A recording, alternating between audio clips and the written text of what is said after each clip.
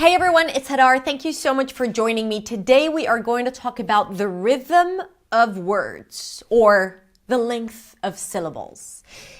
In this video, I'm going to ask you to move with me as we pronounce long words. So if there are people around you who might say something that would make you feel uncomfortable or judged, then make sure you're doing it in a safe space because it's our time right now. Okay?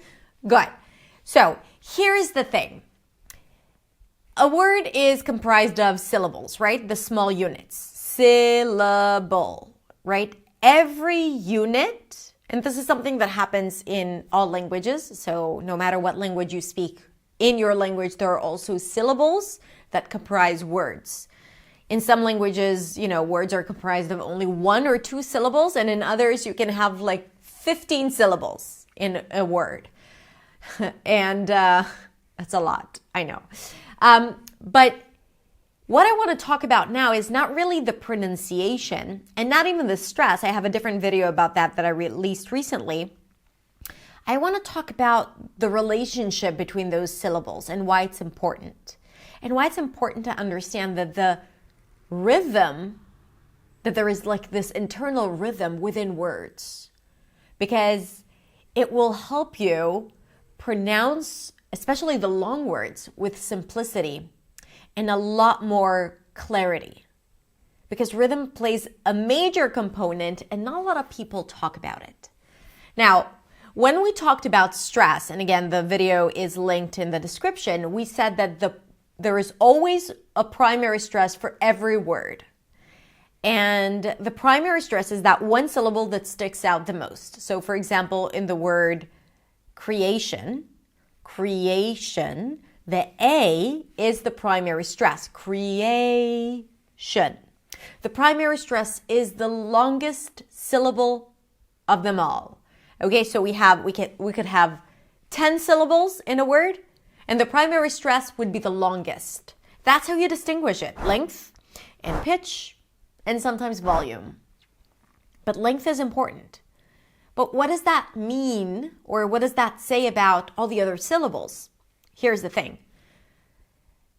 Unlike many other languages, where every syllable receives the same beat, the same length, because the stress is distinguished by just volume.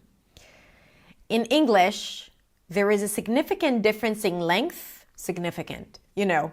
to the untrained ear. In English, there are 3 different rhythms within a word if you have 3 different stresses. Because you have the primary stress, secondary stress, and weak. Primary stress is the longest syllable, the longest beat. Secondary is right there in the middle, and weak is a schwa. It's super reduced. It's the shortest syllable of them all. So if we take the word creation, here we have 3 different stresses: primary, secondary, and weak, the schwa. The A is the primary stress. The cre is a secondary stress because you can hear there is a pure vowel there. So it's going to be longish, but not as long as the A, create. And then the final syllable is reduced, a schwa, shin, creation, right? Ta-da-da. Again, ta-da-da, da-da-da. Do it with me and with your hand. Da-da-da. Creation. Now, why is it important? Because when you understand the rhythm, it is much easier to surrender to that reduction at the end. Because you understand that it needs to be very short and you won't feel obligated to put in a vowel, even though maybe in your native language there is a vowel at the end, right? If this word is a loan word. So you won't feel obligated to say creation, right? Adding some sounds there because you feel that you need to compensate for the length. If you tend to pronounce every syllable in the same length, then the cre and the A are going to have the same length. How would you help your listener understand that that is the primary stress? And if you pronounce the schwa or the reduced vowel, the weak stress, at full length like the primary stress, it's going to feel like it's as equally important. Creation. You'll have to add a vowel that doesn't exist. So before even talking about pronunciation, I think that if you understand the rhythm or the rhythmic patterns of a word, it would help you so much in pronouncing the words clearly without putting in a lot of thought or effort. Let's look at another example. Let's take the word people. People. Now here, again, if you're a speaker of a language where every syllable receives the same beat, your tendency, right, because the rhythm of a language is something so internal, we want to apply it everywhere. This is how we breathe and operate, and definitely how we speak a second language if we don't learn new patterns or don't acquire new patterns.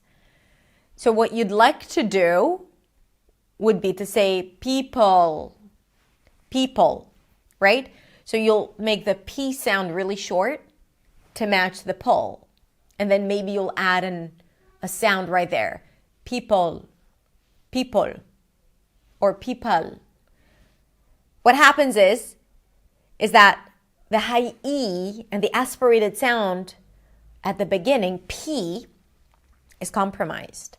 So you're not fully exploring the vowel at the beginning.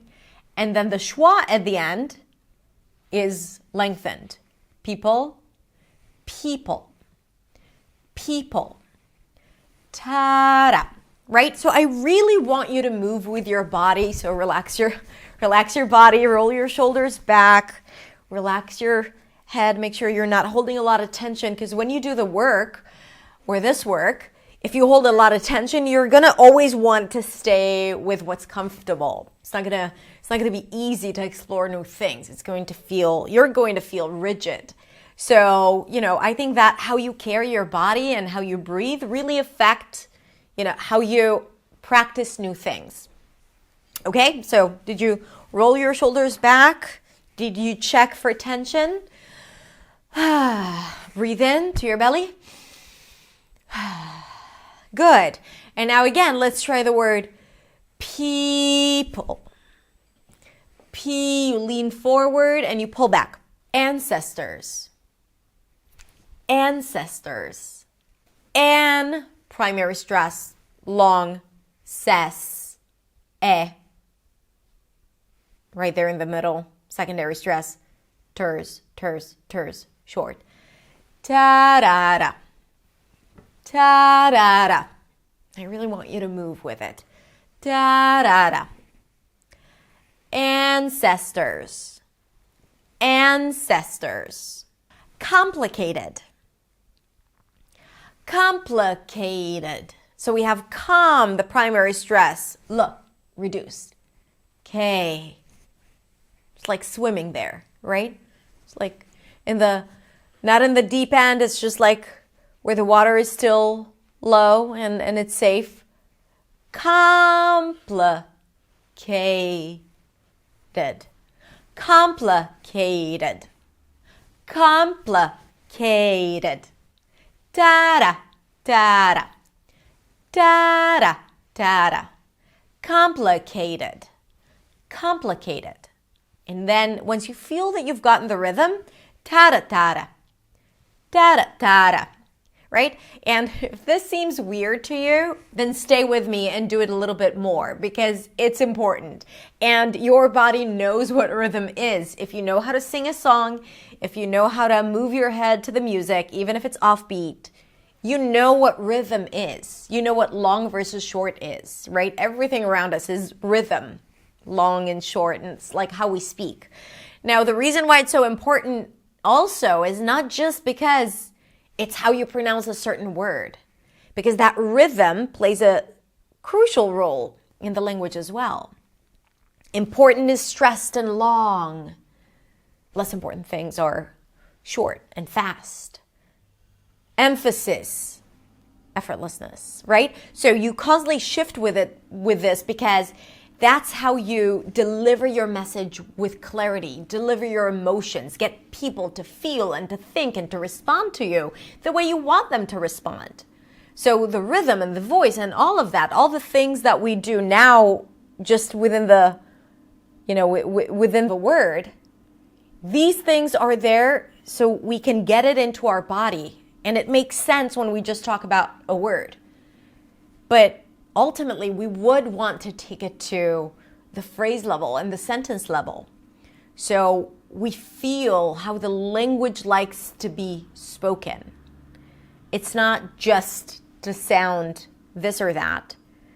The language has its own rhythm. And we want to embrace it because that gives you more power and you become more clear. Now, let me clarify this. It's not that you're not going to be clear if you don't use the rhythm, but understanding it also helps you hear it better. And when you start recognizing it and becoming more aware, because if you're saying to yourself right now, wait, it's too much, I'm not there yet. But if you understand it, you start hearing it. If you start hearing it, you start integrating it into your speech subconsciously. If you can't hear it, you can't make it. If you hear it and you don't practice, at least it's there. So something's happening in the back of the mind. So when you do start working on it, it would be easier. Easier. Da-da-da. Communication. Communication. Schwa, you, secondary stress, a little in the middle. Commune, reduced. Sometimes it's ne as well. Commune or ne. K, primary stress, longest. Shen. Communication. Da-da-da-da-da. Da-da-da-da-da. Communication. Casual. Ta-da-da. Not casual. Casual. Ta-da-da. Society. Ta-ta-da-da. Again. Ta-ta-da-da. So hold out the primary stress. It also helps practice the primary stress, but really focus on the other syllables as well this time. Society. Society. Season. Another opportunity to practice the high E, right? Season. Da-da. Da-da. Season. Now let's talk about trickier words where you have two syllables and a primary stress and a secondary stress. No reductions here. Campaign. Campaign. So here, to get to the A sound in campaign, you have to allow some space, right? If you don't have space, it's going to be reduced to either campaign or campaign, right? If you're saying that, then this is definitely something that you want to explore.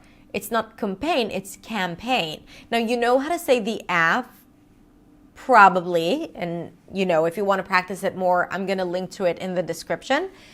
But if you don't allow it the time, it's going to be reduced. So hold out the sound. Give it the time that it needs. It's a secondary stress. It's not reduced. Campaign. Campaign. Da-da. Da-da. Right? Campaign. Good. Cafe. Same thing. Cafe. Not cafe, but in American English. Cafe. Right? So you drag it. Of course, if you say cafe, everyone will understand you, especially me. I miss coffee so much. I haven't been drinking coffee in 1 week, and I feel it in my body. Okay, one more word. Transportation. Transportation. Ta-da-da-da. Right? So really put it into notes and rhythmic patterns. Da-da-da-da. So again, if you're finding yourself doing something like da-da-da-da, da-da-da-da, then slow down, even record yourself, pause the video, record yourself, and say ta-da-da-da. Ta-da-da-da. Transportation. Transportation. Okay. That was lovely, you guys. That was really lovely. The fact that you're still here with me means that you are doing this with me, practicing, and I appreciate that and admire that so much because, you know, that's what will get you to move on to the next stage, next level. Okay, I have a list of words for you that you can practice. If you're looking for words to practice, you can click the link below to go to my website, a list of 30 words, different, 2 syllables, 3 syllables, primary stress, secondary, all stresses, many, many syllables. So you can find it on the website and you can practice with it if you want. If not, you can just Google long words in English or words in English, but that would be a little random and would take you a long time to find it. So come to my website and check out the list of words. Yes, I would love to hear what you think about this, if that made sense to you, if it was clear enough, did that land with you?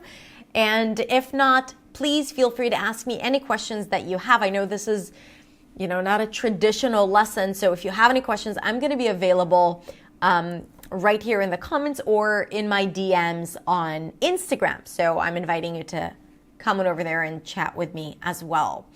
Okay, thank you so much for being brave, for doing this. And remember, mistakes is the only way to learn. There is no right way of speaking English. There is your way of speaking English. And of course, we are always here to be better and to feel more expressive and unique when speaking. Have a beautiful week, and I'll see you next week in the next video. Bye.